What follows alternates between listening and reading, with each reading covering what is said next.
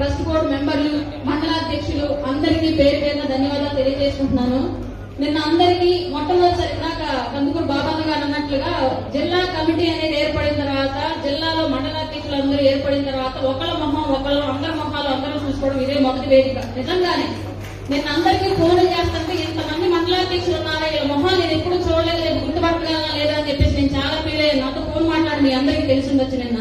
కాబట్టి జిల్లాలో ఇవాళకైనా సరే ఇంత చైతన్యం వచ్చినందుకు, జనసేనకి ఇంత బలం చేకూర్చినందుకు జనసేన పార్టీ తరఫు నుంచి ప్రత్యేకించి శ్రీ బాలినేని శ్రీనివాసరెడ్డి గారికి ధన్యవాదాలు తెలియజేసుకుంటున్నాం సార్. నిజంగానే మాకు ఒక అండ దొరికింది అన్నటువంటి భావన కలిగింది ఈ మీటింగ్ ద్వారా. ప్రకాశం జిల్లాలో ఇప్పుడు ఈ డీలిమిటేషన్ లో భాగంగా చాలా మందికి స్థానిక సంస్థల్లో అవకాశాలు రావచ్చు, కొంతమందికి ఆశించినా కూడా రాని పరిస్థితి ఉండొచ్చు. కాబట్టి ఇప్పుడు ఇక్కడ ఒక చిన్న వివాదం క్రియేట్ చేశారు, అది నాకు నిజంగానే నచ్చలేదు. ఒక జన సైనికురాలుగా నేను ఈ విధానాన్ని మాత్రం పూర్తిగా వ్యతిరేకిస్తున్నాను. ఎందుకంటే మనం ఇంత గొప్పగా ఈ సభ పెట్టుకుంటూ ఉంటే అంతర్గతంగా ఉన్నటువంటి విషయాలు గతంలోగా కాకుండా ఇప్పుడు బాలినేని శ్రీనివాసరెడ్డి గారు అందరికీ అందుబాటులో ఉంటున్నారు. ఆయన ఎవరు అందరూ ఫోన్ చేసినా సరే ఫోన్ ఎత్తి మాట్లాడతారు. ఆయన అట్లాంటి వ్యక్తి. ఆయనతో చెప్పుకొని మీ సమస్యలు క్లియర్ చేసుకోవాల్సినటువంటి సందర్భం మనకు అందుబాటులో ఉండి ఇక్కడ వేదిక మీద చేయడం, మీడియా మిత్రులు చూడండి అందరూ బాగా ఆశగా ఎదురుస్తారు. ఇప్పుడు దాకా ఎంత మంచిగా ఇదంతా హెడ్లైన్ ఉంటుంది, రేపు పొద్దున మీరు ఇక్కడ చేసిన వీళ్ళందరూ హెడ్లైన్ వేస్తారు. రేపు పొద్దున చూడండి ఎంత అవ్వకున్నారు, కమ్మలు దొరికిపోయారు అన్నట్లుగా. కాబట్టి ఇట్లాంటి సందర్భాలు మళ్ళీ రిపీట్ చేయొద్దు దయచేసి. ఈ వేదికల మీద ఏదన్నా ఉంటే నేరుగా నాయకుడిని కలిసి మాట్లాడుకోండి, మీ సమస్య ఉంటే ఆయనతో చెప్పుకోండి.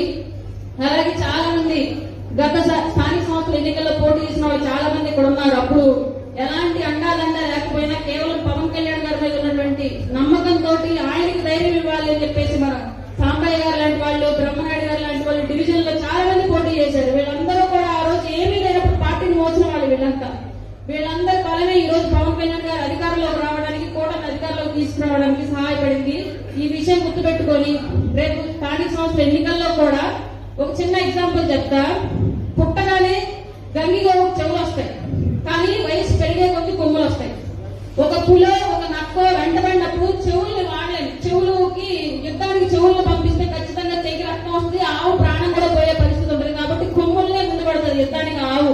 అట్లాగే స్థానిక సంస్థల్లో అక్కడ ఉన్నటువంటి రిజర్వేషన్, అవతల అభ్యర్థి యొక్క బలాబలాలు, వీటన్నింటిని బట్టే నాయకులు అక్కడ అభ్యర్థిని ఖరారు చేస్తారు. కాబట్టి ఎవరిని ఖరారు చేసినా అందరం మూకుమ్మడిగా ఆ అభ్యర్థిని సపోర్ట్ చేసి గెలిపించాలని బాధ్యత మాత్రం జనసేన తీసుకోవాలని మమ్మల్ని తెలియజేస్తున్నాను.